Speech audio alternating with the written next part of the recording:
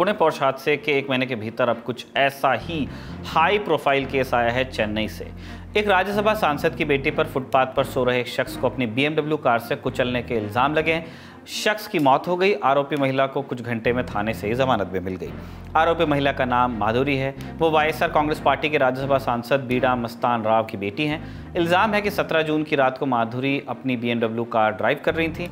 उनके साथ एक दोस्त भी थी। तभी रास्ते में माधुरी ने 24 साल के सूर्या के ऊपर गाड़ी चढ़ा दी। सूर्या चेन्नई के बसंत नगर इलाके के फुटपाथ पर सो रहे थे। मीडिया रिपोर्ट्स के मुताबिक माधुरी और उनकी दोस्त घटनास्थल से भाग गईं। कुछ लोगों ने सूर्या को अस्पताल भी पहुंचाया, लेकिन इलाज के दौरान उनकी मौत हो गई। मृतक क्या करते थे, फुटपाथ पर क्यों सो रहे थे, यह भी स्पष्ट नहीं है। CCTV फुटेज के आधार पर पुलिस ने कार की डिटेल्स निकलवाई। पता चला कि कार बीडा मस्तान राव ग्रुप की है और पुदुचेरी में रजिस्टर है।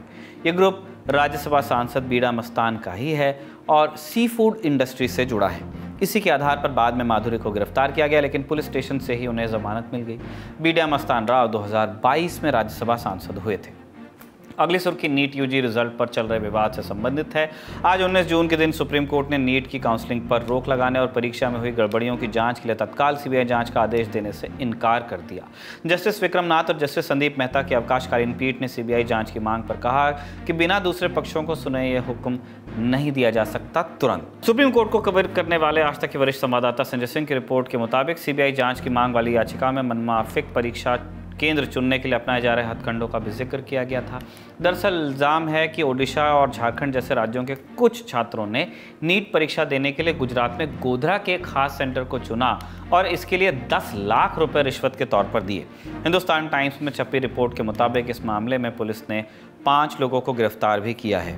फिलहाल सुप्रीम कोर्ट ने नीट मामले पर लगी अलग अलग याचिकाओं पर NTA को नोटिस जारी कर दिया है। 2 हफ्तों में जवाब मांगा है। आपकी जानकारी के लिए बता दें कि इन याचिकाओं पर 8 जुलाई को सुनवाई होनी है।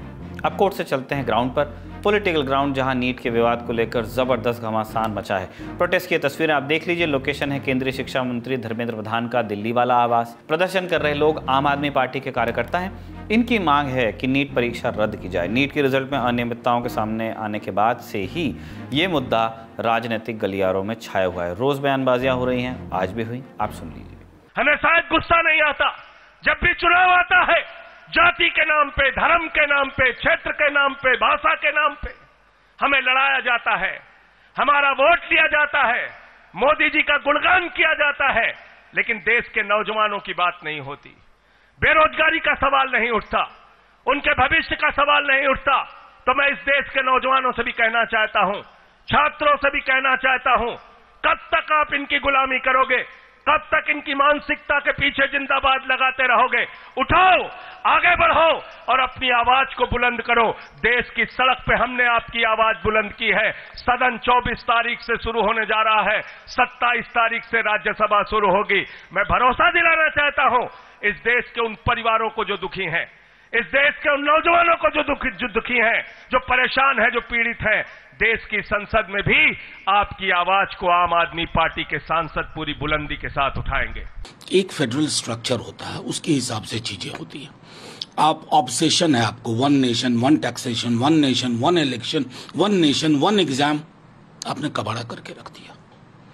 हमारे शिक्षा मंत्री जी बिना अनुसंधान के क्लीन चिट दे बैठे, बाद में पोस्ट फैक्टो डैमेज कंट्रोल करने की कोशिश की कि नहीं, अगर कोई है तो बख्शा नहीं जाएगा।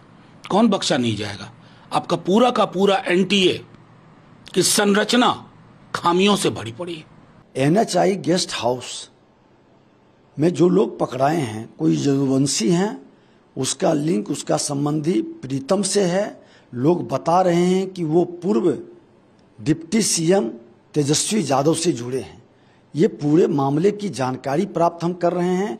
जिनका नाम आ रहा है, जो उनके परिवार से, उनके PA से, उनसे जुड़े लोग हैं, जो चर्चा में है, तो बताना पड़ेगा कि आखिर कौन मंत्री और कौन लोग इस तरह के यूज कर रहे थे।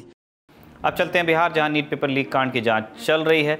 आज तक के संवाददाता आदित्य वैभव की रिपोर्ट के मुताबिक पेपर लीक के मामले में पटना की जेल में भेजे गए अभ्यर्थियों ने कबूल किया है कि नीट परीक्षा से 4 घंटे पहले प्रश्न पत्र और उसका उत्तर उन्हें मिल गया था। इसके बाद इसका प्रिंट आउट लिया गया और 5 मई को सुबह 10 बजे इन्हें रटाना शुरू किया गया। अनुराग यादव नाम के एक अभ्यर्थी ने तो ये तक बताया कि उसे पटना में NHAI के गेस्ट हाउस में ठहराया गया ताकि उसे नीट के लीक हुए पेपर से जवाब रटाया जा सके। रिपोर्ट के मुताबिक गेस्ट हाउस में कमरा बिहार के किसी मंत्री के जरिए बुक किया गया था। आज का ललन टॉप शो यहीं तक। अपना और अपनों का ख्याल रखिए। अगले एपिसोड में आपसे मुलाकात होगी, ऐसी कामना के साथ विदा लेते हैं। शुक्रिया, शुभ रात्रि।